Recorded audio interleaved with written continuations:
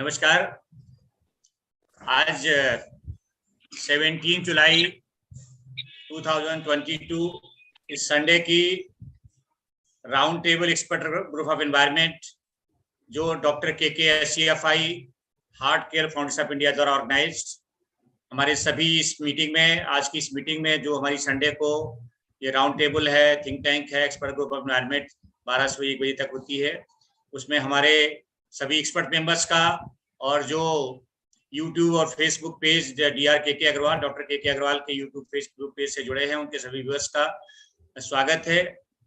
और आज का जो हमारा टॉपिक फॉर डिस्कशन जो है आज की मीटिंग का, this is the recent CAQM policy to curb air pollution in NCR. CAQM is the Commission for Air Quality Management for the जो दिल्ली NCR, और ये कि गवर्नमेंट का एक पैनल है, सेंट्रल गवर्नमेंट का। आप इसका अभी जो रिसेंट पॉलिसी आई है to curb air pollution in Delhi NCR, this is with the aim to curb air pollution in Delhi NCR for the next 5 years. और जो मैंने बताया कि जो commission for air quality management for Delhi NCR ने जो ये पॉलिसी अभी अनवील की है, the new policy of 13 July, this is policy focusing on the various policy intervention and the target in different sectors that causing air pollution.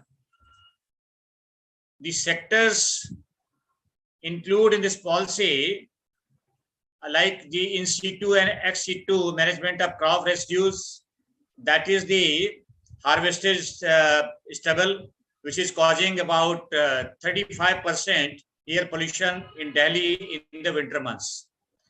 The sectors also include uninterrupted power supply to curb use of DG sets, industrial pollution control, vehicular pollution control, clean fuel and clean energy, construction and demolition waste management, road dust and solid waste management, strengthening air quality monitoring network, new GRAP, जो Graded Response Action Plan जो announce हुआ था और about maybe 6-7 years back. This is the with the अब जो इसमें improvement है, this is with the early warning system to avoid the जो सीवियर जो है smog episodes of the smog. और the policy is very very comprehensive. I can understand it is very very great compilation by the committee. Is a really welcome step to control and reduce the air pollution in Delhi NCR. The policy has been prepared by a group of eminent experts with the after the even getting public opinion consultation. Though in this policy we are discussing with the expert, most of the measures mentioned in the new policy are already ongoing measures and similar action plans, a series of action plans that have been prepared and implemented in the past several years, maybe a decade more. But this policy, the improvement included in this the action plans and the targets in this new policy is the based on the learning from the past, may result in the better way to curb air pollution in Delhi NCR if implemented is done in a really latest. Because this is main important is the how the state government, municipality and the other concerned stakeholders take the serious note on the implementation of this policy measures. So ये हम इस पे will discuss आज का हम subject पे will discuss in this meeting, और उसमें may not be cover entire maybe in this today's meeting or maybe in the next Sunday also may cover that. So इसकी इसी बैकग्राउंड नोट के साथ हम अपने एक्सपर्ट ग्रुप है, इनके साथ इनके व्यूज हैं, इनसे डिस्कस करेंगे. और सबसे पहले मैं रिक्वेस्ट करूंगा हमारे कलीग डॉक्टर मोहन प्यारे जॉर्ज, जो डॉक्टर MP जॉर्ज हैं, जो कि एक सीनियर साइंटिस्ट हैं दिल्ली पोल्यूशन कंट्रोल कमेटी में, और इन्होंने, मैं डॉक्टर जाज आपकी फोटो, हाँ या तो गुड और मॉर्निंग। मैं डॉक्टर जाज के विषय में बता दूं कि he is a senior scientist, बहुत सीनियर लेवल पे दिल्ली पोल्यूशन कंट्रोल कमेटी। और दिल्ली में जो इसका रूट कॉज जब पता चला है पोल्यूशन का, और हमने डॉक्टर जॉर्ज ने तो करीब करीब अबाउट 20 ईयर्स एक डिपार्टमेंट में काम किया है। तो जो इसको सबसे पहले जो कहते हैं कि खोजने वाले थे वो डॉक्टर जॉर्ज थे। आई रिकॉल कि जो 2010 आई थिंक 11 के आसपास जो नासा की पिक्चर्स है, जब ये हुआ था कि इसका क्या है, सीवियर जो एपिसोड्स आ रहे हैं कि इसका रूट कॉज, तो उसमें नासा की पिक्चर से एक रीजन ये इंपॉर्टेंट समझ में आया कि जैसे crop rescue burning.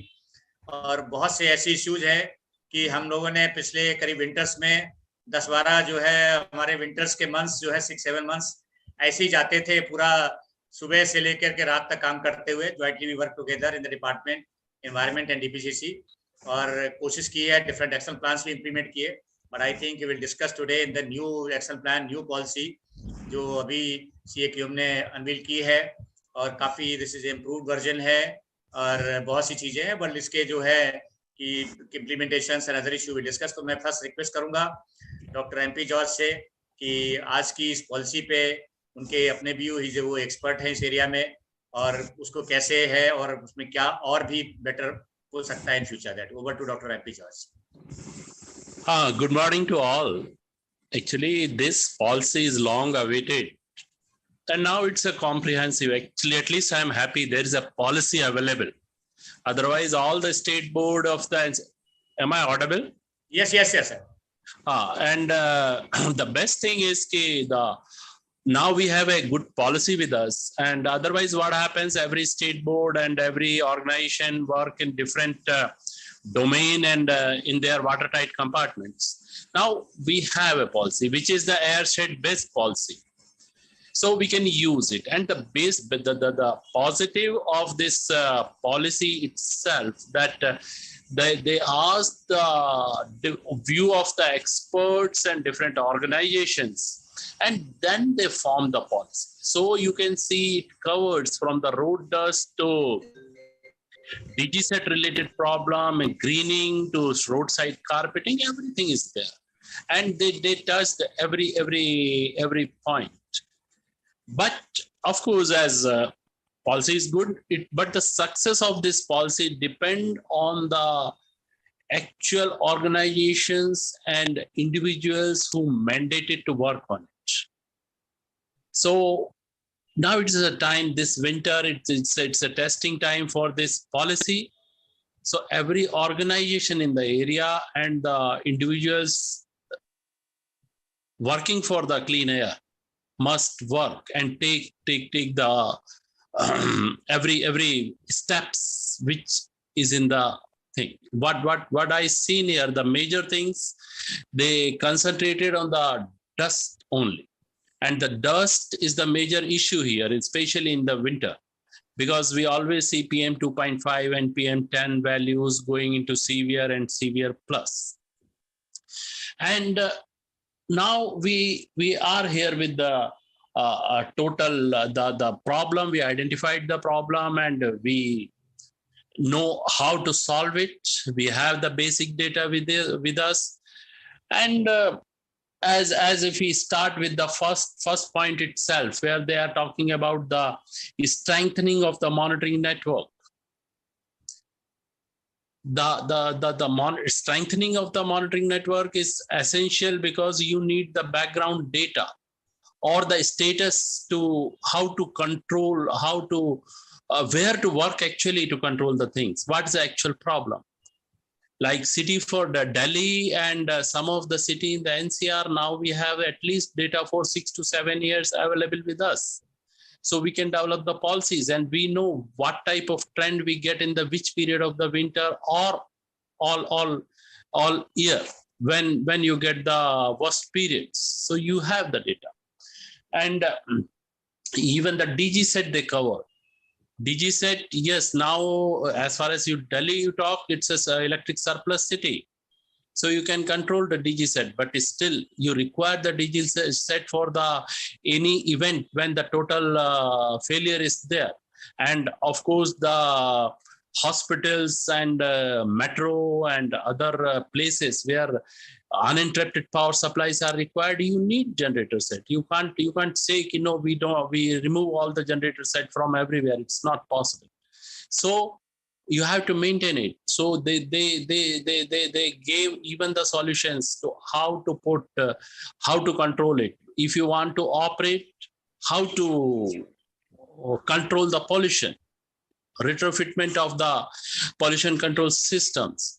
But of course, the things which is worrying me on the basis of my experience, the greening.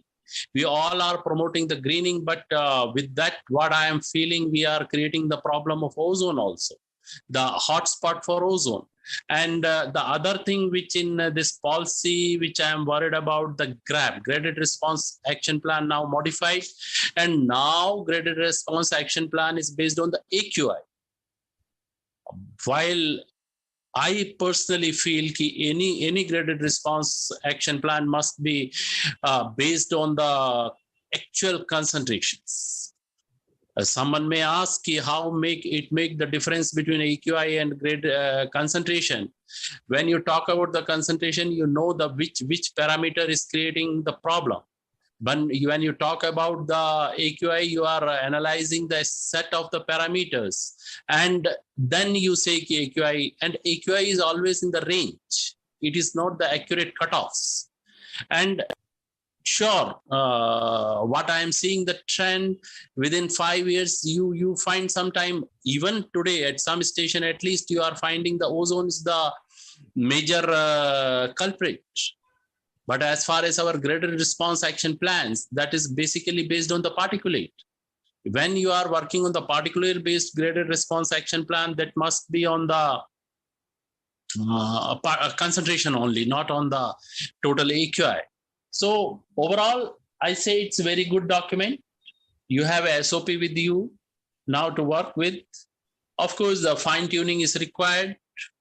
So it's a continuous process. We can do it. So we start with this compliance of this policy, and we get the result, and we improve back. It's over to Dr. Anil Kumar. Yeah. Thank you, Dr. George, for your beginning and the very comprehensive remarks and over the policy and how going to implement that. Good thing that Dr. George already said and also said in the background. This is basically a kind of very common airshed approach. That is the very, very important thing. हम लोग अभी isolation में काम करते रहे, सभी जितनी भी स्टेट गवर्नमेंट है, पोल्यूशन कंट्रोल बोर्ड, और इसमें डेफिनेटली काफी ब्लेम गेम भी होता रहा, चाहे वो दिल्ली पंजाब का हो, दिल्ली हरियाणा का हो, या और कोई जो सराउंडिंग NCR स्टेट्स हैं.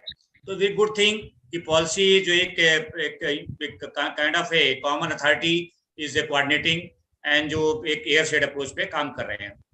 दूसरा है कि definitely there going to be big challenges, क्योंकि जो लास्ट ईयर एज पर इसको कंपेयर करते हैं, अगर हम इसके लास्ट ईयर के बेसिस पे जाते हैं, अगर हम जो आज का AQI बेस जो है ग्राफ अगर है ग्रेड रिस्पॉन्स एक्शन प्लान, तो हमें करीब around going to be 90 days in a year, we are in the very poor category of the AQI. अब उसमें 65 days है is a very poor category AQI, और जो 300 से 400 AQI के बीच में है, अराउंड 65 days हैं ईयर में. अगर पास्ट ईयर का एक्सपीरियंस देखें, तो इस बीच में जितनी चीजें बैन होगी, उस पे जो इम्पैक्ट होगा डेवलपमेंट पे होगा, लोगों के रोजगार पे होगा, लोगों के आने मूवमेंट पे होगा. ये एक बहुत बड़ा चैलेंज है कि हमें कैसे हम आज बात कर रहे हैं, जो 5 ट्रिलियन इकोनॉमी की बात कर रहे हैं, सस्टेनेबल डेवलपमेंट की बात कर रहे हैं, तो जो ये चीजें होंगी, इसमें भी हमें देखना पड़ेगा लोगों की क्या इम्पैक्ट पड़ेगा. और उसमें जो 20 डेज है लास्ट ईयर के आज का देखे अगर, तो AQI जो 400 से 450 है, जो 450 CVR में रखी है, अराउंड 20 डेज, उसमें बहुत सी चीजें बैन हो रखी है, इंक्लूडिंग अगर आप देखें कि इसको मूवमेंट ऑफ अगर डीजल कार का यूरो 4 अगर कार का डीजल का मूवमेंट है, वो भी तो कितना इम्पैक्ट आएगा उसमें. और 450 अगर AQI में सीवियर प्लस हैं, तो उसमें जो लास्ट में तो खैर 4 डेज थे इसमें, बट बहुत सी चीजें उस पर बैन हुई। वो चीजें इसमें इस बार कंसीडर करके डेवलपमेंट में जो इम्पोर्टेंट प्रोजेक्ट हैं उन पे आई थिंक कंसीडर किया है। और एक ये चैलेंजिंग होगा, क्या दोनों कितना इफेक्टिव होगा, जो ग्रैप का है कि आफ्टर जी जो ग्रैप जो पोल्यूशन का लेवल आता था पहले PM 2.5, उसके बेसिस पे एक्शन शुरुआत होती थी। But this good thing is कि 3 डेज एडवांस जो है अर्ली वार्निंग सिस्टम के बेस पे हम एक्शन शुरू कर देंगे। बट ये अर्ली वार्निंग सिस्टम जो आपको जो मेट्रोलॉजी डिपार्टमेंट को दिया, कितना चैलेंजिंग है, कितना इफेक्टिव होगा, आई थिंक इस विंटर में इन देखने की जरूरत होगी कि हमें 3 डेज एडवांस अगर क्या होने वाला है और कितनी रिलायबिलिटी है, क्योंकि कई बार हम अभी रेन का जो मानसून पे ही देखते हैं कि कितना प्रोडक्शन जो है वो होता है। तो ये going to big challenge graph को इम्प्लीमेंट करना उसके तरह। तो there is going to be definitely big challenges, तो इस पे भी हम डिस्कस करेंगे। तो नेक्स्ट हम रिक्वेस्ट करेंगे, हमारे साथ हैं डॉक्टर रविंद्र कुमार जो कि चीफ साइंटिस्ट हैं यहाँ पे CRI central road research institute, CSIR का एक लेबोरेटरी है, CSR का एक इंस्टीट्यूट है CRI, और काफ़ी इस पे जो है रोड रिसर्च में और एयर पोल्यूशन एरिया में काम कर रहे हैं। डॉक्टर रविंद्र कई प्रोजेक्ट पे काम कर रहे हैं, और दिल्ली गवर्नमेंट में जब था तो हम लोगों ने भी सडन प्रोजेक्ट्स में काम किया था, जो हाई जो एक्सप्रेस पे बने हैं और ये सराउंडिंग में जो आपके पेरिफेरल एक्सप्रेस पे बने उन पे उनकी इम्पैक्ट स्टडी वगैरह किया था, और भी कि क्या व्हीकल का क्या इम्पैक्ट रहा है, इस पर बहुत सी स्टडी कर रहे हैं। तो मैं डॉक्टर रविंदर से रिक्वेस्ट करूंगा जो न्यू पॉलिसी CAQM की आई है और उस पे जो पिछले 10 सालों का एक्सपीरियंस बेसिस पे उनके क्या कमेंट्स हैं। Over to doctor Ravinder. Thank you for giving me opportunity. जो नई पॉलिसी आई है इसमें बेसिकली मैं जो है व्हीकल और ट्रांसपोर्ट सेक्टर पे बात करूंगा, जिसमें पॉलिसीज है कि रिफ्यूलिंग जो होती है, रिफ्यूलिंग पेट्रोल पंप में बिना वैलिड सर्टिफिकेशन के PUC के ये बैन करने जा रहे हैं। एक बहुत बड़ा कदम है, क्योंकि स्क्रैपिंग पॉलिसीज जो लागू हुई है इंडिया में, उस हिसाब से अगर उनको PUC कराना है तो they have to be fit, and उनके लिए जो भी PUC सर्टिफिकेट है, और दिल्ली NCR में ये पूरी तरह से लागू होगा। ये मुझे लग रहा है कि काफ़ी बड़ा स्टेप है। एटलीस्ट जो एग्जॉस्ट लेवल पे है, टेल पाइप लेवल पे जो व्हीकल के जो पोल्यूशन है उसको कर्व करने में। दूसरी जो इम्पोर्टेंट चीज आई है, advance emission surveillance of on road vehicle with remote sensing devices. इसको जो दिल्ली, गुड़गांव, फरीदाबाद, गाजियाबाद, गौतम बुद्ध नगर, इन एरियो में इनका 3 से 5 साल का टाइमलाइन है। पहले जो लोग सर्टिफिकेट दिखा करके भी काम कर लेते थे सर्विलेंस, अब जो है नेक्स्ट लेवल जो सर्विलेंस है on road vehicle with remote sensing device. ये एक बड़ा स्टेप होगा कि कैसे व्हीकल के पोल्यूशन को जब ये रनिंग कंडीशन में है उस समय भी हम चेक कर सकते हैं, और ये वाइडर एरिया पे गुड़गांव, फरीदाबाद, गाजियाबाद, मतलब करीब करीब पूरे NCR रीजन में है। तो बहुत होता था कि सर्टिफिकेट ले लिया लेकिन गाड़ी काम नहीं कर रही।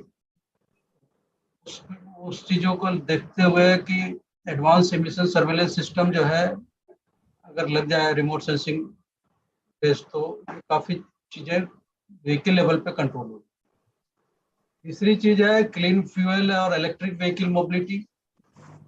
इसमें दिल्ली गवर्नमेंट ने बहुत बड़ा स्टेप उठाया हुआ है, काफ़ी इंसेंटिव दिए हुए हैं, फंडिंग स्ट्रेटेजी चेंज करी है इन्होंने, और काफ़ी जगह जो है चार्जिंग जो स्टेशन है इलेक्ट्रिक व्हीकल्स के वो इम्प्रूव कर रहे हैं, बिल्ड कर रहे हैं।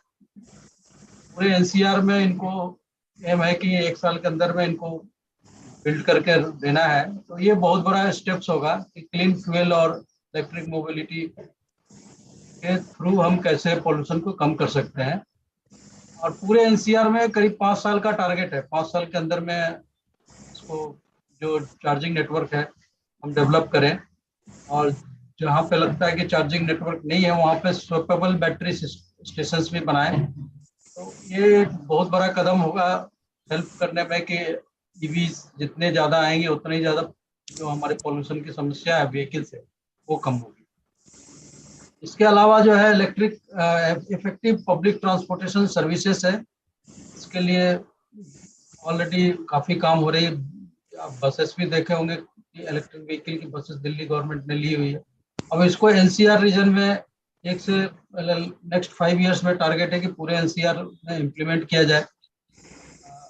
जो बसेस हैं, ट्रांसपोर्टेशन सिस्टम है, जैसे मेट्रो आई तो मेट्रो से भी काफ़ी हमारे पास जो पोल्यूशन की कमी आई है। इसके अलावा अगर बसेस ठीक हो जाती है, टैक्सीज सही हो जाती है, तो ये बसेस और टैक्सी जो है ये अगर ये हम कन्वर्ट कर लेते हैं ईवीज में और उस पर हम फोकस करें तो काफ़ी हद तक हम पोल्यूशन को कम कर सकते हैं। इसके अलावा रोड ट्रैफिक मैनेजमेंट है, जिसमें ऑलरेडी गूगल के थ्रू काफ़ी इंफॉर्मेशन मिल जाती है कि कहाँ पे जाम है, कहाँ पे प्रॉब्लम्स आ रही है, रेड लाइन दिखा देता है गूगल नेटवर्क में। अब इसको कैसे हम अर्ली वार्निंग सिस्टम दे करके कंप्यूटर्स को इन्फॉर्म किया जाए और साथ साथ ये लिंकिंग हो कि ट्रैफिक पुलिस के साथ लिंकिंग हो।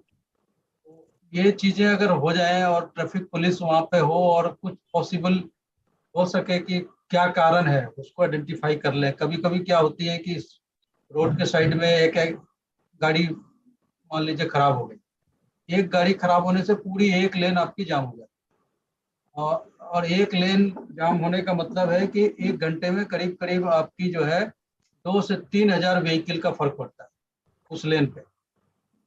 2 से 3 हजार व्हीकल की जो क्यू बनेगी, आप सोच सकते हैं कि ऑलमोस्ट उसका क्या असर होगा। तो ये चीज़ें बहुत ज़रूरी हैं कि कैसे हम इंसिडेंट मैनेजमेंट को और इम्प्रूव करें। और इसके लिए ट्रैफिक पुलिस और जो अदर डिपार्टमेंट हैं, पीडब्ल्यूडीज हैं, आप देखे होंगे रेनी सीजन में भी काफ़ी दिक्कत आती है, कहीं पेड़ गिर गया, कहीं कुछ गिर गया, तो पूरी एक लेन खराब हो गई, या बारिश का प्रॉब्लम हो गया, तो उसके चलते भी इसमें अदर जो स्टेक होल्डर है, पीडब्ल्यूडी है, साथ में मिलकर काम करने की जरूरत है ताकि ये जाम ना लगे। और जब जाम नहीं लगेगा तो नेचुरली है कि आपके जो ट्रैवल टाइम है कम होंगे, ट्रैवल टाइम कम होंगे तो फ्यूल कम लगेगा। ये सब चीजें अगर मिल करके काम करें तो मुझे लगता है कि काफी हद तक जो दिल्ली के जो एयर पोल्यूशन एपिसोड होते हैं विंटर में, और जैसे कि जौहर साहब ने बताया डीजल सेट्स और बाकी चीजें बताई, काफी अच्छी चीजें बताई कि और एक चीज और उन्होंने बताया कि एयर क्वालिटी इंडेक्स पे बेस्ड है, जबकि इसको उस पर होना चाहिए था कि पर्टिकुलर कौन सा पोल्यूटेंट है वो ज्यादा आ रहा है।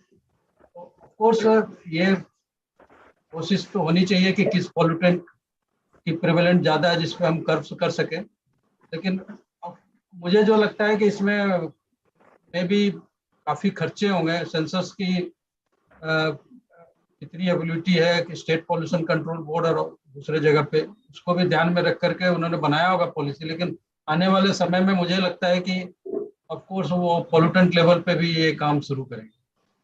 तो मुझे तो ये लग रहा है कि जो प्लान आया है काफी हद तक शॉर्ट टर्म, मीडियम टर्म और लॉन्ग टर्म। जो शॉर्ट टर्म है 1 साल के लिए, मीडियम टर्म 2 से 3 साल के लिए और लॉन्ग टर्म 5 साल के लिए। और इस पे पहले जो ग्रेडेड एक्शन प्लान था उसको देखते हुए और अभी के जो इन्होंने प्लान पॉलिसी बनाई है, एटलीस्ट जो जौहर साहब ने कहा कि एटलीस्ट पॉलिसी तो आई, तो ये बड़ी चीज होती है कि पॉलिसी आने से कम ये होता है कि जो बाकी स्टेट है वो एक्शन में आ जाती है।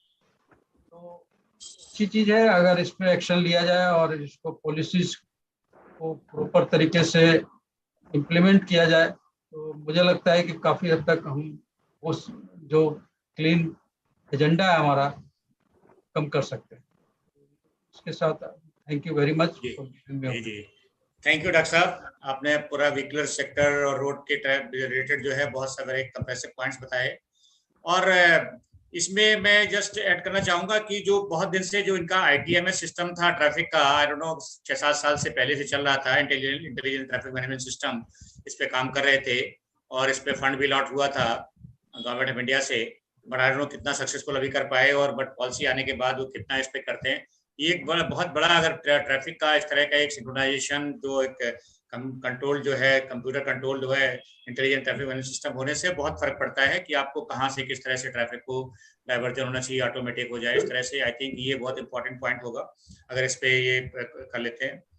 और जो short term, medium term, long term, तो मैं आई कॉल कि मैंने अपने जो 20 ईयर्स दिल्ली गवर्नमेंट के उसमें, जब से ये 2010 से ये स्टार्ट हुआ था, पर्टिकुलरली जो एपिसोड ऑफ दी जो कॉमनवेल्थ गेम्स के बाद से और ज्यादा ही स्टार्ट हुआ था, किस तरह के जो ये एपिसोड आए सीवियर और इस तरह के जो स्मॉग के एपिसोड्स, तो उसमें कम से कम 10 एक्शन प्लान तो मैं रिकॉल करता हूँ डिफरेंट एजेंसी से और को डायरेक्शन से, गवर्नमेंट के इनिशिएटिव से डिफरेंट बने time to time, short term, medium term, long term, जो काम भी हुआ।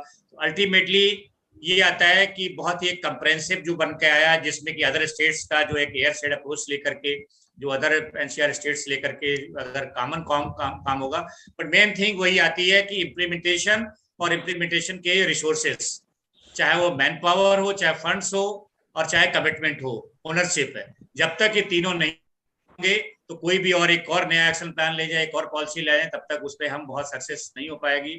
और प्लस दूसरा जो हमारी जो पोजीशन है दिल्ली एनसीआर की, जो हम इंडो गैजेटिक प्लान में हैं, और ये कम से कम एक चीज हमारे बहुत इंपॉर्टेंट है कि मेट्रोलॉजी हमारी अगर हेल्प नहीं करेगी जो इस तरह से, तो हम कितना सक्सेस मिल पाएगी, ये तो आने वाला विंटर बताएगा कि पॉलिसी के बाद। बट डेफिनेटली ऑलवेज जो भी अगर कोई पॉजिटिव होता है, कोई चीज अच्छी चीज ऑलरेडी जो है वेलकम जो है पॉजिटिव नोट। तो मैं आप रिक्वेस्ट करूंगा प्रदीप खंडेलवाल जी, हमारे ईस्ट दिल्ली ज्वाइंट जो एमसीडी थी या फिर ज्वाइंट एमसीडी हो गई है, उसमें ये बहुत दिनों तक म्युनिसिपल कॉर्पोरेशन में सॉलिड वेस्ट मैनेजमेंट पे डिफरेंट पॉलिसी में काम किया है, ईस्ट दिल्ली में चीफ इंजीनियर ईडीएमसी में थे। तो इसमें जो न्यू पॉलिसी में जो सॉलिड वेस्ट मैनेजमेंट है, उसमें पर्टिकुलरली जो है लीगेसी सॉलिड वेस्ट जो है इसका एक, और लैंडफिल, ये एक बहुत बड़ा पॉइंट आया है। और हर बार मैं डॉक्टर खंडेलवाल जी से आई थिंक इसी पॉइंट्स पे मैं ज्यादा, दो he is expert in area also, मैं आपसे इसमें जो फोकस किया गया सेग्रीगेशन पे, तो हम लोग आई रिकॉल की करीब जो भागीदारी 2000 ईयर में करीब स्टार्ट करी थी, आज 20-22 साल हो गए हैं, तब से सेग्रीगेशन पर बहुत ज्यादा फोकस था, हम कितना अचीव कर पाए, कितना कर पाएंगे, और जो लेगेसी वेस्ट है वो जो इंक्लूडिंग जो करंट जनरेशन है या जो बढ़ता जा रहा है, और उसको कैसे हैंडल करेंगे, इस पॉइंट्स पे मैं करूंगा जो पॉलिसी में कवर है। ऐसी प्रदीप खंडेलवाल जी। नमस्कार सबको, बहुत अच्छा लग रहा है कि हम लोग फिर से बात कर रहे हैं सॉलिड वेस्ट मैनेजमेंट पे। लेकिन द ओवरऑल स्टेटस, आवाज आ रही है ना मेरी? हाँ आ रही, बिल्कुल। हाँ, ओवरऑल स्टेटस अगर रिव्यू किया जाए तो लगभग 0 पे ही है। जहां तक लीगेसी वेस्ट प्रोसेस की बात है, लीगेसी वेस्ट प्रोसेस में 3 इंपॉर्टेंट थिंग्स हैं: disposal of inert, disposal of RDF और डिस्पोजल ऑफ अदर मटेरियल। अगर इन तीनों का सोल्यूशन नहीं है तो पॉलिसी आप कितनी बना लीजिएगा, you will not get any success. तो दिल्ली में जो 70 to 80% इनर्ट इससे निकल रहा है, उसका कोई भी डिस्पोजल नहीं है। हम एक जगह से काट के दूसरी जगह रखते जा रहे हैं, केवल आई वॉश हो रहा है।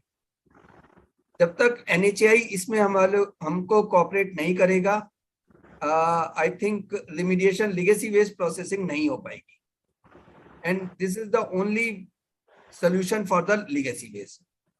As far as the segregation at source or segregation is concerned, doctor Anil Kumar के साथ 2004 में हमने करीब 30 भागीदारी करी, उसके बाद लोकल लेवल पे भागीदारी करी, मतलब 2003 से लेके 2005 तक कंटिन्यूअसली हमने हर एक स्टेक होल्डर्स के साथ इंटरेक्शन किया, हर एक स्टेक होल्डर्स को जितना भी मैक्सिमम सपोर्ट कर सकते थे किया। 2008 में आके फिर 0 हो गए। 2016 में नए रूल आए, फिर से प्रोसेसिंग स्वच्छ भारत मिशन आया, फिर से इस पे प्रोसेस मतलब एफर्ट्स स्टार्ट हुए, लेकिन आई डोंट नो कि वो एफर्ट अभी तक तो विजिबल नहीं है। सेग्रीगेशन बिल्कुल भी 1% भी मैं कहता हूँ अभी नहीं हो रहा है।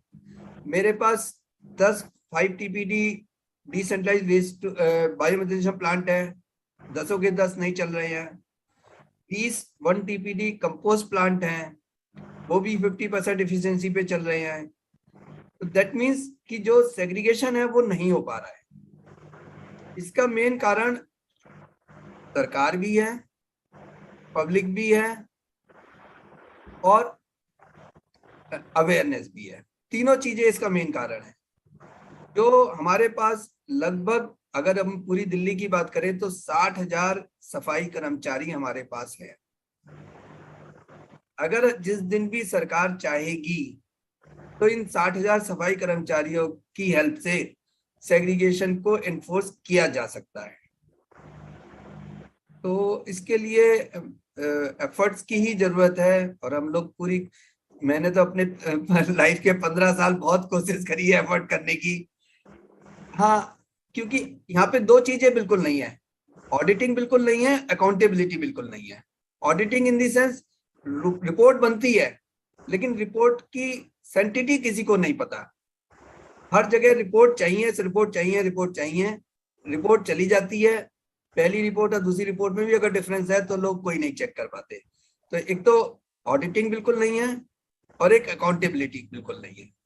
तो अगर ये नई पॉलिसी को इम्प्लीमेंट करना है तो इसके लिए 2 चीजें बहुत जरूरी हैं, और actual auditing and actual accountability.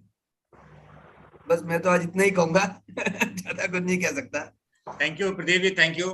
Definitely अब हमें जो लर्न किया है उसमें आई थिंक ये पॉलिसी में, और हमें आई थिंक जो पॉइंट्स बताए आपके कि गवर्नमेंट का, अब आई डोंट नो अभी न्यू जो अभी हमारे स्पेशल ऑफिसर जो है वो कितना इसको इस इन्फोर्स करा पाते हैं एमसीडी में, बिकॉज उनके पास जो है नाउ अब जो एक तरह से गवर्नमेंट का ही पूरा कंट्रोल पावर है। अनिल जी, आप जब थे, हमने एनएचआई के साथ एमओयू भी साइन किया। जी जी बिल्कुल। चारों मिनिस्ट्री ने, मतलब अर्बन डेवलपमेंट, ट्रांसपोर्ट, एनएचआई और एमसीडी ने मिलकर एमओयू साइन किया। इतने सीनियर लेवल ने वो एमओयू अप्रूव करा और उसके बाद वो एमओयू इम्प्लीमेंट नहीं हुआ। तो आप समझ सकते हैं कि कहाँ पे गैप है। वो एक डिपार्टमेंट का एक इंडिविजुअल तरह सोचता है कि कंप्रेहेंसिव कोई प्रॉब्लम की तरह नहीं सोचता। That is the thing like जो है ये। नहीं, कंप्रेसिव सोच के ही तो 4, मतलब 2 सेक्रेटरी ऑफ इंडिया, मतलब सीनियर मोस्ट लेवल हो गया वो। Even intervention of PMO, that project was not implemented. नहीं, वही कह रहे हैं, जो इम्प्लीमेंटेड में लेवल पे हैं लोग, वो उसमें पॉइंट्स कुछ ऐसा निकाल देते हैं कि वो फिर कुछ इशू आ जाते हैं। नहीं, वो पॉइंट नहीं निकालते, वो अपना इंडिविजुअल्स का वो चलता है यहाँ पे। हाँ, वही मैं कह रहा हूँ, इंडिविजुअल का एक जो है इस तरह का, वो जो एक होती ना कलेक्टिव ओनरशिप जो है वो नहीं आती है। तो आई थिंक ये बहुत इंपॉर्टेंट है कि इसमें पॉलिसी के सक्सेस के लिए जो हमें कहते हैं कि नो कलेक्टिव एफर्ट्स की जरूरत है। और वो चीज नहीं चलेगा कि वो निम्बी सिंड्रोम में कि भाई हर एक पे दूसरे ऊपर डालना, नॉट इन माय बैकयार्ड, वो चीज नहीं चलेगी। जब कलेक्टिव थिंकिंग होगी, कलेक्टिव जो डिसीजन होगा, कलेक्टिव इम्प्लीमेंटेशन होगा, तभी हो पाएगा। 2001 में दिल्ली गवर्नमेंट ने जीआईजेड के साथ मिलकर एक रिपोर्ट बनाई थी जी, और उस रिपोर्ट में ये जो भाटी माइंस को रिकमेंड किया गया था। और आपको उसकी स्टोरी भी मैं बता दूं कि भाटी माइंस को रिकमेंड करने के बाद उसकी ईआईए कराई गई, और कौन सा वो जो एक चीफ सेक्रेटरी हमारे जिस चेयर कमेटी के चेयरमैन है, उस चेयरमैन वहां तक वो इशू पहुंच गया, उसके बावजूद वो इशू नहीं रिजॉल्व हुआ। तो जब इशू तब अजय खंडेलवाल जी तब इतने एक्टिविस्ट नहीं थे। नहीं, अब लोगों की इंडिविजुअल इंटरेस्ट ज्यादा मायने रखने लगे हैं। ये हो सकता है कि उस समय इतनी एक्टिविज्म नहीं था, और अब तो अब जो है आज के 2000 आई थिंक जो है 10-12 के बाद जब से दिल्ली में एयर पोल्यूशन हुआ तो एक्टिविस्ट जो बहुत ज्यादा एक्सपर्ट है, काफी एक्सपर्ट एक्टिविस्ट हो गए थे। मैं आपको ये बताना चाह रहा हूँ कि रिपोर्टें बहुत बन जाती है, स्टडीज बहुत हो जाती हैं, लेकिन इम्प्लीमेंट नहीं हो पाती। मैं आपको बता दूं कि जैसे ही हम आज पॉलिसी पढ़ रहे थे, और short term, medium term, long term 10 action plan तो मुझे आज आई थिंक फिंगर टिप्स पे मैं बताऊंगे। मतलब डॉक्टर जॉर्ज और हम तो ये हमारा आधा टाइम तो होता था एक्शन प्लान को बनाने में और हायर अथॉरिटी को प्रेजेंट करने में, कि एक एक्शन प्लान बना उसके बाद अगला बना, उसमें इम्प्रूवमेंट हुआ, एसजी की कमेटी बन गई, सब कुछ कमेटियां बन गई, सबने अपनी अपनी रिपोर्टें दे दी। सुप्रीम कोर्ट की तो कमेटी अभी 2018 में ही बनी थी, समझ रहे हैं। वो तो नहीं ये इम्प्लीमेंट हो रही है। 10 एक्शन प्लान तो मुझे रिकॉल है, बस उसके पहले के हुए हो तो मुझे बता नहीं, अपने टाइम की बता रहा हूँ, 10 तो कम से कम है ही है। तो 2010 से 10 साल में 10 एक्शन प्लान तो है ही है, बिल्कुल, जो मुझे तो बताते हैं। तो implementation is the only issue, बिल्कुल बिल्कुल दिस थिंग। पॉलिसी but तो बहुत definitely- अच्छी बन सकती हैं, आइडिया बहुत बिल्कुल, अच्छे आ सकते हैं। जी जी जी, बट डेफिनेटली ये टाइम से मॉनिटरिंग है, और सबकी जो है कलेक्टिव जो है एफर्ट्स हो, तो होपफुली न्यू पॉलिसी में कुछ इम्प्रूवमेंट हो, तो ये बहुत अच्छा स्टेप है। दैट डेफिनेटली कोई भी अच्छी चीज आती है तो एक जो है वो जो जी। तो थैंक यू प्रदीप जी। अब मैं रिक्वेस्ट करूंगा श्री नीरज त्यागी जी से, जो सब्जेक्ट में, हर सब्जेक्ट में उनका कमांड रहता है, काफी स्टडी करते हैं। तो मैं आज की जो पॉलिसी जो अभी आई है 13 जुलाई को भी रिलीज हुई है, और इस पे CAQM की, तो नीरज जी के क्या जो व्यूज हैं, कमेंट्स हैं, तो मैं सुनते हैं नीरज त्यागी जी। जी नमस्कार, और thank you for calling me. जैसा कि खंडेलवाल साहब भी अभी कह रहे थे कि implementation is the main problem. बहुत सारी कमेटी बनती हैं, बहुत सारे मीटिंग्स होती हैं, वो, और जैसा कि अनिल कुमार साहब ने कहा कि कलेक्टिव एक जो रेस्पॉन्सिबिलिटी है उसकी बड़ी कमी है। हम लोग इंडिविजुअल बेसिस पे उसको एक रेस्पॉन्सिबिलिटी लेके उसको करें, ना कि उसको क्रिटिसाइज करें और उसको बट्टे खाते में डालें। तो यही मेन दो चीजें बिल्कुल सही पॉइंट आउट की गई है कि जिसकी वजह से हमारे जो एनवायरनमेंट के मेजर्स हैं वो हम उसको नहीं मीट कर पाते। तो जो ये commission for air quality management जो है, इसने रिलीज किया 13 जुलाई को, listing sector-wise action plans for agencies, governments, and pollution control boards through a differentiated geographical approach and timeline in what is said to be a crucial step towards improving the air quality of New Delhi and its surrounding areas. The CAQM's policy to curb air pollution in the national capital regions covers areas including industries, vehicles, construction and demolition, dust from roads and open areas, and burning of solid waste and crop residue. It also deals with thermal power plants, clean fuels and electric mobility, public transportation, road traffic management, diesel generators, bursting of firecrackers, and abating air pollution through greening and plantation. It is good to see targeted actions and timelines recommended for every sector. The focus on strengthening the quality of air pollution data and filling gaps through sensor-based monitoring to cover rural and peri-urban areas will help the authorities make evidence-driven decisions for better mitigation and abatement measures. This toxic air pollution in the national capital is cutting short people lives by, मतलब 10 साल आदमी की उम्र कम हो जाती है इस air pollution की वजह से, ये पता लगाया गया है। Emerging as the worst threat to human health in India, according to the Air Quality Life Index report in June, AQLI report आई थी, उसमें ये डाटा पता लगा कि 10 साल आदमी की उम्र कम हो जाती है। डिफरेंशिएटेड जो स्ट्रेटेजी हमने अडॉप्ट की है, इसमें a differentiated approach and timelines have been suggested for the various sub regions of NCR, NCT of Delhi, जिसमें कि the district of Gurugram, Faridabad, Sonipat, Jhajjar, Rohtak, Ghaziabad, Gautam Buddh Nagar, and Bagpat also, and other NCR districts, and the entire state of Punjab and non-NCR districts of Haryana, primarily for stubble burning. The government established the CAQM in August 2021 as overreaching statutory agency for better coordination, research, identification, and resolution of problems surrounding air quality in the NCR and the adjoining regions in Punjab, Haryana, Rajasthan, and Uttar Pradesh. Taking a multi-pollutant approach to control critical gases, including nitrogen dioxide and ozone also, will help reduce exposure to toxic gases and control the secondary particulate matter that forms as a result. Different agencies entrusted with all these responsibilities must work closely with technical institutions for successful implementation. The policy has also revamped the GRAP, Graded Response Action Plan, a set of anti-air pollution measures for the NCR that kick in depending on the severity of the situation. The new plan focuses on proactive implementation of curbs based on forecast. इससे पहले हम क्या करते थे कि measures would be enforced only after PM 2.5 को देखते थे, PM 10 concentration कि वो कोई certain threshold को cross तो नहीं कर गए.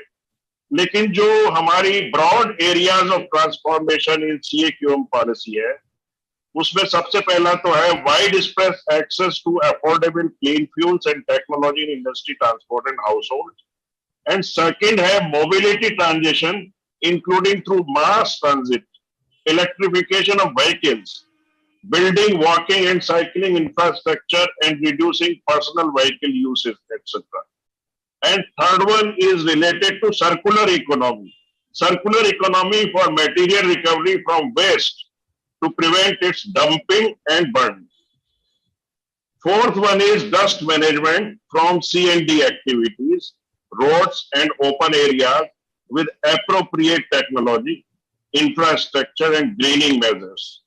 And fifth one is strict time-bound implementation, जिसके लिए खंडेलवाल साहब भी कह रहे थे, और improved monitoring and compliance.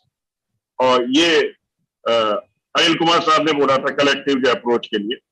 This is the fifth one. तो ये 5 एरिया है इस CAQM पॉलिसी के.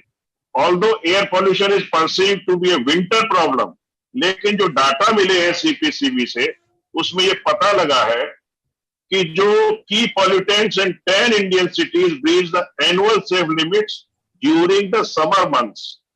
It is a step in the right direction for science-based policy making. It thrusts on clean power and clean transport as 2 big fundamentals to transform Delhi's air, and both must be done in right earnest. फिर भी एक चीज इसमें जो थोड़ी सी लगती है कि हम गैस, नेचुरल गैस को इंडस्ट्रीज के लिए हम एम्फेसाइज कर रहे हैं, लेकिन ये बात जरूर है कि पॉल्यूशन पे रोक लग रही है, but this gas is climate warming.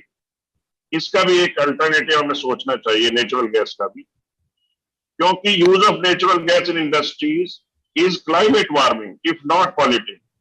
Given the global sentiment on use of gas, which remains a volatile commodity and subject to inflationary prices, the thrust on gas as a transition fuel will have to be time-bound. It rightly necessitates a conversation on other options also, which can be tried in place of gas. जैसे hydrogen का हम पिछली meetings में हम hydrogen gas की use पे भी discussion हो चुका है, तो सिर्फ नेचुरल गैस पर ही बेस न रखें. The policy suggested the need to reform the industrial structure, modernize production capacity with improved emission control systems, and adoption of clean fuels like natural gas and clean electricity for industrial applications. सबसे बड़ी बात जो है कि जो citizen involvement that is necessary, तो इसमें Urja had previously submitted 3 to 4 public participation mechanisms, but neither the policymakers nor the administration is willing to accommodate active citizen participation. There is need for active citizen participation while making the policy. The Supreme Court told the CAQM on December 16, 2021 that suggestion may be invited from the general public and experts with a view to find permanent solution to air pollution menace occurring every year in Delhi and NCR. The commission set up a group chaired by P. Raghavendra Rao of the Haryana Pollution Control Board and with Arvind Nautiyal of the CAQM as member secretary and 7 other members. Apart from considering the suggestions received, the panel reviewed scientific literature, policies, regulations, programs, and funding strategies of the central and state governments in various sectors and the current status of action and best practice approaches. The group also suggested short term up to 1 year, medium term 1 to 3 years, and long term 3 to 5 years actions to meet the common air quality goal. The commission shared the policy with union government ministries and departments, the Delhi and NCR state governments, and various agencies.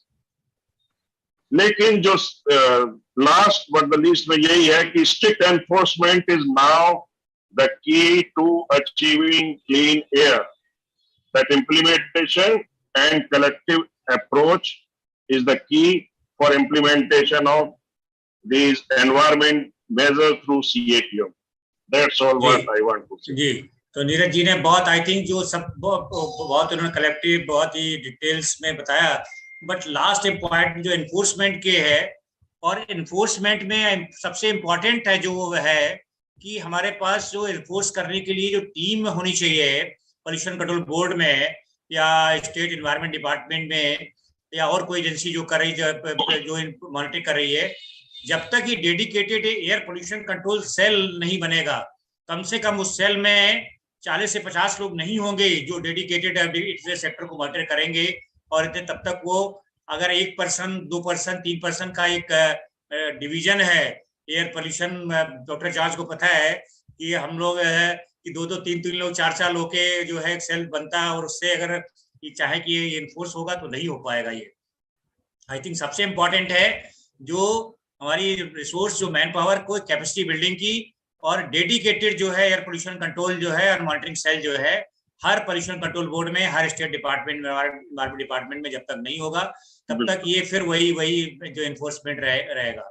Agency देखिए बहुत सी है, PWD अगर देखे या municipal corporation है या other और जो नेशनल एजेंसी है, हाईवे अथॉरिटी है, या सबके साथ जो कोऑर्डिनेशन का काम है और डिफरेंट है, चाहे ट्रैफिक पुलिस है या जनरल अदर पुलिस के सेक्टर के काम है, तो जब तक ये स्टेट पोल्यूशन कंट्रोल बोर्ड और स्टेट एनवायरनमेंट डिपार्टमेंट को स्ट्रेंथनिंग नहीं किया जाएगा और उसमें से कम से कम डेडिकेटेड 30, 40, 50 लोगों की टीम नहीं होगी, तब तक ये वही सेम एक्शन प्लान जो अदर अभी तक रहे, वो ठीक है कि कुछ इम्प्रूवमेंट हो जाएगा, लेकिन एक अच्छे से रिजल्ट जो है आने के लिए बहुत ही इंपॉर्टेंट है। दिस इज माई एक जो एक्सपीरियंस के बेस पे मैं कह रहा हूँ कि ये मैंने देखा हुआ है कि 2%, 4% तो वो कोऑर्डिनेट करते रहते, डेटा लिया, कंपाइल किया, रिपोर्ट बनाई और प्रेजेंटेशन दिया था, वो एक्चुअल में कभी फील्ड में जाके या वो ऐसे देख करके ये नहीं कर रहे। Doctor George, I am correct?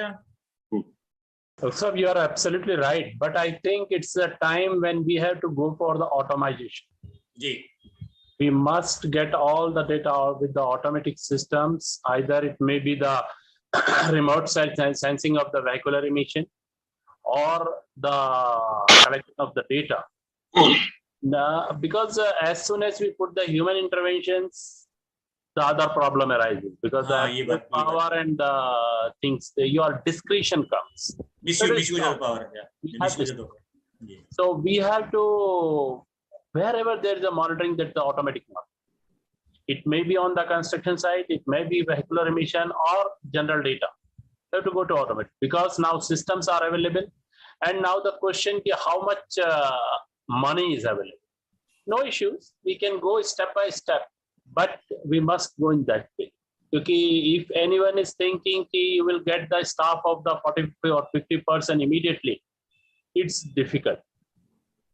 Because either people are not working and not very much interested in this field, or seeing the government department's condition, the actual talent will not come and join. So that's the thing. But anyway, we have to make a start from somewhere. Let the team of 2 or 3 people with some automatic machines, they work on it. Yeah. Definitely to think over in for future. Actually, that's the current, maybe with the existing staff and things like, but plans जो है अभी से करना पड़ेगा, because it takes time also that to strengthening the divisions that way. So मैं request करूंगा राजीव शर्मा जी से, अभी Rajiv Sharma ji I think he was just अभी तक सुन रहे थे, मैं रिक्वेस्ट करूंगा उनके व्यूज क्या हैं। शर्मा जी आप अनम्यूट कर लें। डॉक्टर साहब नमस्कार, सभी को नमस्कार। नमस्कार। एक्चुअली ये जो सब्जेक्ट है इसके बारे में ज्यादा हमें जानकारी नहीं है। जी जी। तो नहीं सर, आप तो डिफरेंट जगह कई एरिया में कलेक्टर वगैरह रहे हैं, तो वहां भी सिमिलर जो है इतनी नहीं होंगे दिल्ली जैसे issue, but definitely at DM level पे भी बहुत चीजें आती रही हैं। तो मैं जस्ट आपके बारे की पॉलिसी में जो हम लोग डिस्कस कर रहे थे, आपका कोई सजेशन है किस तरह से जो कलेक्टिव जो इसको कैसे कोऑर्डिनेशन हो, किस तरह से हो, सो दैट कि इसका एक्चुअल जो प्रॉपर इम्प्लीमेंटेशन हो सही तरीके से। देखिए इसमें एक भूरेलाल जी की कमेटी बनी हुई थी, उन्होंने भी काफी रिकमेंडेशंस दी। पॉलिसीज तो बहुत सारी बनी हुई, जैसा अभी सुन भी हम रहे थे, लेकिन पॉलिसीज को इम्प्लीमेंट कहाँ होता है, इम्प्लीमेंट हो ही नहीं पाती है। और दिल्ली का मतलब सीधा है, आप कुछ भी कहते रहिए, जब तक आप व्हीकल कंट्रोल नहीं करेंगे तब तक दिल्ली का कुछ नहीं हो सकता। Traffic is the main मीनस for Delhi. जो कुछ भी दिल्ली में होता है, आप बड़े ही बहाना बना के पराली को दोष दे दें या किसी और पे दोष दे दें, ये सब जो है मेरे ख्याल से तो सब ऐसा ही है। इशू को टालना है। रियल इशू यही है कि आपका ट्रैफिक इतना ज्यादा हो गया, उसकी वजह से फ्यूम्स हैं और प्लस डस्ट है। फ्यूम से ज्यादा तो आपको नुकसान डस्ट करती है। जो डस्ट दिल्ली में आती है वो सबसे ज्यादा डस्ट की प्रॉब्लम। तो डस्ट आपको प्राइमरी है और आपका फ्यूम सेकेंडरी है। जब तक इन दोनों चीजों पर कंट्रोल नहीं किया जाएगा, आपको दिल्ली में अल्टीमेटली पब्लिक ट्रांसपोर्ट सिस्टम ही रखना है, प्राइवेट ट्रांसपोर्ट सिस्टम को हटाना पड़ेगा। तो जब तक ये रहेगा। डॉक्टर साहब मैं कह रहा हूँ नेचुरल डस्ट से प्रॉब्लम नहीं होती है, तो रूरल एरिया में जो डस्ट, सिटी की डस्ट होती है जो वेरी टॉक्सिक हो जाती है because of the vacuole exhaust और अदर जो एमिशन से, वो बहुत डेंजरस है, बिकॉज वो it is become contaminated with the जो इम्प्योरिटीज हैं, जो टॉक्सिन्स हैं, और जैसे पर्टिकुलरली जो मेटालिक जो कंटामिनेंट्स हैं, उससे जो टॉक्सिक हो जा रही है डस्ट, वो that is very very dangerous हो जाती है। हाँ, एक सेकंड, रूरल एरिया की जो डस्ट है जो आपने बात की है, वो ज्यादा ऊपर हवा में नहीं जाती। रूरल एरिया में जो डस्ट रहती है वो मुश्किल से 1 फुट 2 फुट 3 फुट पे वो नीचे चली जाती है। ये जो आपकी व्हीकल की डस्ट है ये तो ऊपर जाती है हवा के फ्लो के साथ, तो वो ज्यादा डेंजरस है। और दूसरा आपने कहा वो उससे मिक्स हो जाती है फ्यूम से, तो वो और ज्यादा सुपर डेंजरस हो जाती है। तो ट्रैफिक को अगर आप लोग कंट्रोल कर लें, सारी की सारी समस्या अपना साफ हो जाए। जी थैंक यू शर्मा जी। मैं डॉक्टर जॉर्ज से, doctor George please. Sir, yeah, that's the actual thing what we listen. That's a public perception and scientific facts, contradiction between scientific fact and public perception. Since 2012, we are working on the Parali, and if we say ki it is we are putting the bahana and blaming them, it's unfortunate because now it's scientifically proven. Yes, there is a problem. If there is a problem, we have to accept it. It is not a football match between Punjab and Delhi or Haryana and Delhi. It is a problem of the Indo-Gangetic Plain. The Parali is burning, you are in the downwind and you are getting it. And now this problem is spread even up to the down south. Burning, because with this Delhi episode, everyone knows that 10 paisa, you have a solution, burn, put a matchstick and everything will be clean. Now what we have to do, we have to collect that parali, bale it properly and use it in power station or wherever we can. I think with the scientific data, we have to accept, yes, there is a problem. And the other thing, the dust. We are in the dusty place. Delhi is not a place which is fit for capital anyway, because you don't have your own system. In the summers, you get the dust from the western part and you get it. And once again, I say, Delhi is nothing. 1,440 kilometers, square kilometers, nothing in geographical scale. It's a very minuscule. So it's a problem of the area. It's a problem of the Indo-Gangetic plain. If you see the data, you analyze the data from this Indo-Gangetic plain, you can see simple trend. It's increasing all over from here in Delhi to up to Calcutta. If you don't have a place data, I know if we say that Punjab is clean at that moment, just ask how many auditing is done for that station, particular station. I know the location where they say he didn't see where stop the stations. It is not the thing to be discussed in such forum. Yeah. But it's a fact of life. CAQM must add one more clause where the auditing of the data, auditing of the systems must be done. Is your system is calibrated or not? I seen the system where they put the cloth, they put the Vaseline to stop the particulate matter, and they say that their particulate level is always 60.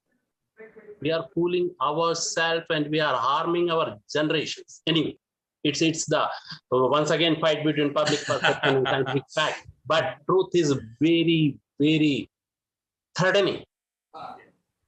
Thank you, Dr. Raj. Yeah, definitely. Data, and we must take the strong steps to stop. Thank you. We is already 1 o'clock. Jindal ji just joined अभी किया है, तो मैं request करूंगा will continue इसे next Sunday को, but थोड़ा सा मैं उनके व्यूज जानना चाहूंगा. ओवर टू जिंदल साहब कि आपके.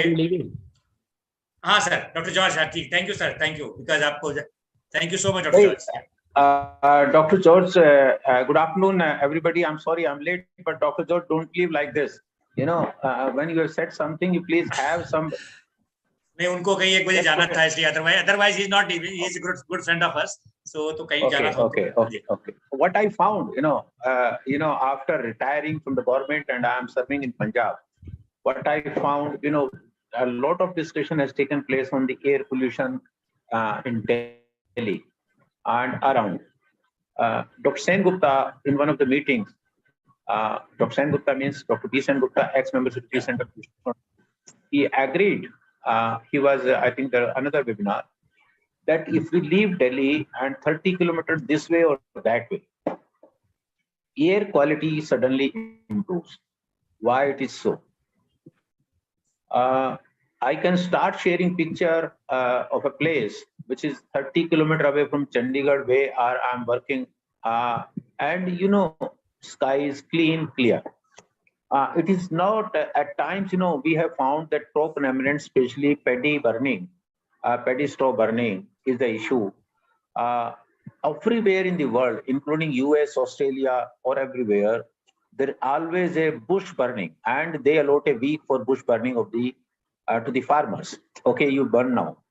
Now you have to either formalize the activity, okay, because bush burning has to take place. And let me tell you, I'm in Punjab, and around my facility, I'm running a TSDF facility. So for hazardous waste, there are more than 1,000 acre land is lying barren. It is owned by some rich farmers, rich families, and it is being used for grazing purposes by the nearby villages. So villagers, when they finish a plot, they burn it. So who is to be blamed for such burning? It is not the paddy burning, and this burning takes round the clock. Any month except the monsoon, they go on burning it. So we have to identify. Now, khas making, khaskhas we call it, and uska sharbat is very good. How it happens? It's very polluting activity. Nobody is taking care of that. Second is gulab jal. Gulab jal making is also similarly polluting activity, which is happening near Aligarh or other part of the NCR. Khaskhas is also similarly. Third is wood charcoal making. And there's a lot of emissions. If somebody want to have first-hand experience, please come along with me. We will stay for 72 hours and we'll find out that how much emissions are taking place. A new concept fourth is come. We have done away with the DG sets which were sold in the market prior to 2000 or till 2004, made in Rajkot, Ghaziabad, or Batala, or elsewhere, or Agra. Such DG sets are being used by the sugar cane. Now, you go to any market in Delhi or in any city, any town, you will find a crusher operated by diesel. It is nothing but the same old engine of 1000. So, and nobody is looking into that. What happens? We found and we find one is the industry, small scale industries. We are after that. Thermal power plant. We are after that. Farmers. We are after that. But the news sources, either the committee or the government is devoid of the facts and circumstances, because few only experts have been selected for a purpose, and they are disconnect from the ground realities. So let us identify new sources instead of scuttling the business of the other industries like brick kiln, stone crushers, hot mix plant. If a city has to run, we have to have modern highways, we require all these activities. But almost for 50% or 60% of the year, these industries are closed. Under the guise, no, this is happening. Another is the PWD. Vikas Marg, where I'm staying in Delhi, my family is staying, starting from Mother Dairy to this societies. Then another is the AGCR enclave to Shakarpur. It is dug for last 2-3 years and nothing is happening. Now, is it not a source of dust? When you are asking a farmer, a brick kiln owner, that you please control, you stop it industry. Now they have dug all this, both the sides. I request the listener of this webinar, please come and visit and let's find out where is the black sheep is. Black sheep is not in the farmers, is not small scale industry. They are trying to meet their ends. Where the real black sheep, we are sorry, we are not able to identify. Thank you. Thank you, Dr.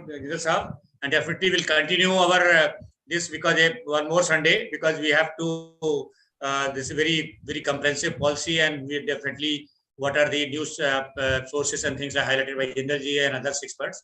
So thank you all the experts today, Dr. George, Jindal Saab, Pradeep Khandelwal ji, Ravinder ji, Rajesh Sharma ji, and others who spoke today. So thank you everybody, and on behalf of Dr. KK CFI Hard Care Function of India, I thanks them all, and definitely will continue next Sunday this roundtable expert group environment on the same subject.